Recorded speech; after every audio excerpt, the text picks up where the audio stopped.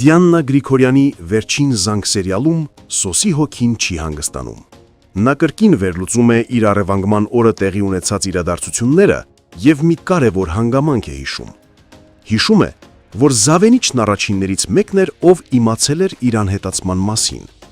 Ու հենց այդ պահին Սոսի ուղեղում միացնելով ամեն ինչ, հասկանում է, որ Անգելինան է եղել զանգողը։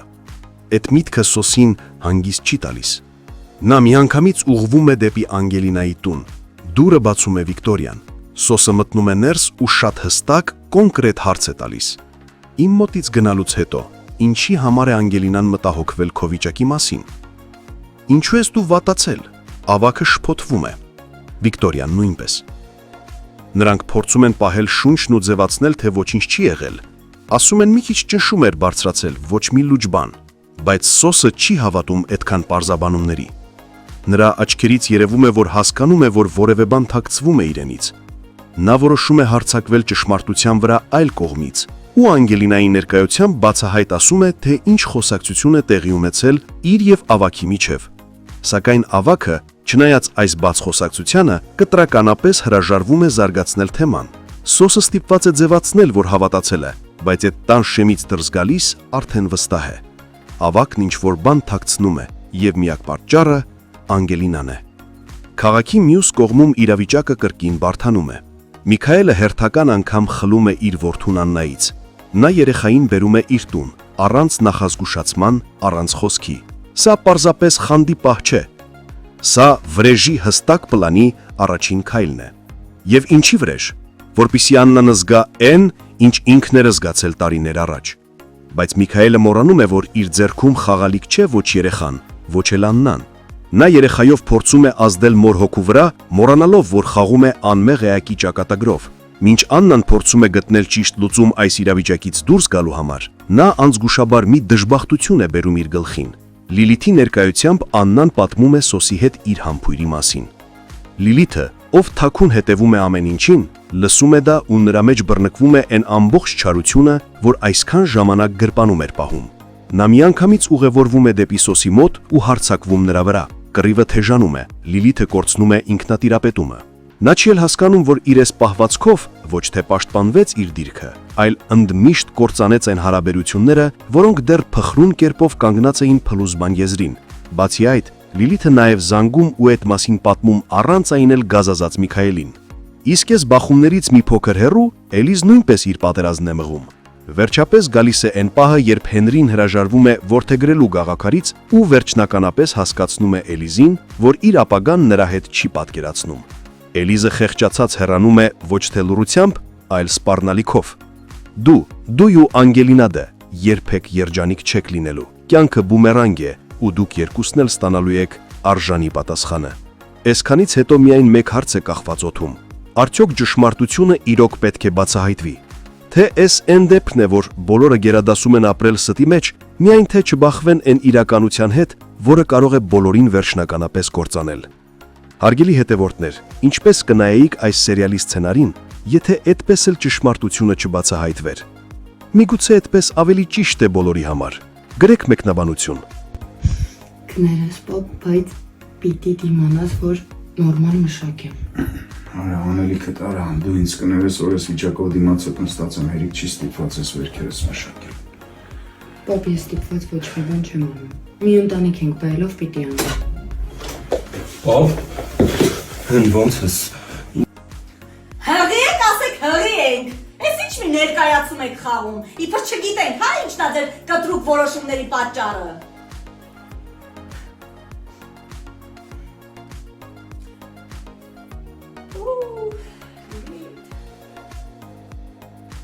Հարցեր եք տալիս հեռուստասերիալից, արդյոք մենք վերջում միասին ենք լինելու, անկեղծ չգիտեմ, իսկապես չգիտեմ ավարտը, մենք անգամ ընթացքը չգիտենք, բայց ըստ իմ լոգիկայի, ես որպես հեռուստադիտող, կարծում եմ, որ այո, շատ դժվարությունների միջով ենք անցնում, բայց եթե ուղիղ համեմատականներ տանենք իրականության հետ, ապա չէ, միասին չպիտի լինենք, որովհետև Եզակի դեպքեր են, երբ իրապես հաղթում է սերը ու ամեն ինչ լավ է լինում։ Իհարկե քուր ու եղբոր հետ կապված չէ, բայց սիրելու հետ կապված է։ Ունեմ վառ օրինակներ, որ չէ, իրականում սերը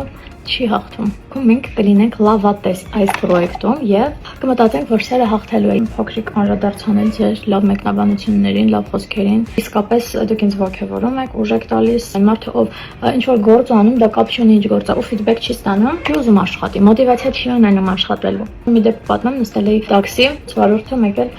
ստացի ռեակցիա բուրըն, վայ, Անգելինա 40 տարեկան մի մարդ։ Անգելինա մեջ ճանաչում եմ, խոսում ենք սիրով լավ, բայց այդքան բուրըն ռեակցիա, Անգելինա, դու ես Ռոզա ջան, չեմ հավատում, sense դողացող ձեռքերով, ուրախ, ու ես այդ ամեն ինչից ինձ իմ սիրտը լցվել էր։ Ես չէի հավատում, որ այդ իմ հետ է կատարվում, այդ մարդը չէր հավատում, որ ինձ է տեսել, ես էլ մտածում էի, ոնց կարա այս բուրըն ռեակցիան իմ մասին լինի։ Ես ուրեմն հասել եմ ինչ-որ կետի, հանգեց իր մամային, ու իր մաման շատ ուղիղ համեմատական գծեր տանելով, ասաց, որ Էնդար Ֆրոնզիկ Մկրտչյանին եւ այդ ժամանակաշրջանի տաղանդավոր դերասանների խաղին շատ մոտ ենք, մեր անկեղծությամբ ես եւ Լևոնը։ Ինքան պարտավորեցնող էր այդ խոսքերը, վարդը մեզ իրանց տուն հրավիրեց, օրվա ընթացքում շատ անգամներ այն հետ պատահում, ու դա ինձ ուժ է տալիս, որ ես ավելի մեծ սիրով նկարվեմ ու աշխատեմ։ Ուրեմն թե երբ ավարտվելու պրոյեկտը, նախնական տվյալներով ավարտվելու է դեկտեմբերին, եթե դեռ թարմացումներ չկան մեր պրոդյուսերի մոտ, իրականում, երբ որ ես մտածում եմ, որ մեր պրոյեկտն ավարտվելու է, ես շատ տխրում եմ։ Թվում է, թե ամբողջ ընթացքը երկար է ձգվում, մեկ-մեկ հոգնում եմ, մեկ-մեկ դժվար է, բայց այդ ամենին զուգահեռ ես շատ եմ սիրում իմ գործը։ Ամեն դժվարությանը զուգահեռ ես մեծ սիրով եմ գնում ու այդ անում։ Շատ են հարցերը իմ ու Լյովի ընկերանալու հետ կապված, միասին աշխատելու հետ կապված, արդյոք հեշտ է թե ոչ։ Շատ լավ ենք ընկերացել, շատ։ Իրականում ես դպրոցական տարիներից ի վեր միշտ ավելի հեշտ շփվել եմ տղաների հետ եւ ոչ աղջիկների։ Շատ դժվար է աղջիկների հետ, շատ, որովհետեւ աղջիկները միշտ կոնկուրենցիայի մեջ են, միշտ պայքարի մեջ են, ավելի հեշտ եմ ընկերանում տղաների հետ։ Դպրոցում էլ ես միշտ իմ շրջապատը ասենց պայքայինք, բայց ես տղաների հետ ավելի մտերիմ եի, ավելի ջերմ էի, իրանք ինձ քրոջ նման էին ընդունում։ Լևոնի հետ շատ հեշտ մտերմացանք, իր բնավորությունն էլ շատ լավն է, իմ բնավորությանը մոտ է, միասին շատ լավ ենք իրար հասկանում, աշխատում, կես բառից, կես հայացքից, մի խոսքով իրար հետ աշխատելու հետ կապված խնդիր չունենք։ Ինձ մնաց շուրթերս, աչքերս, արագանեմ եւ գամ ձեզ մոտ։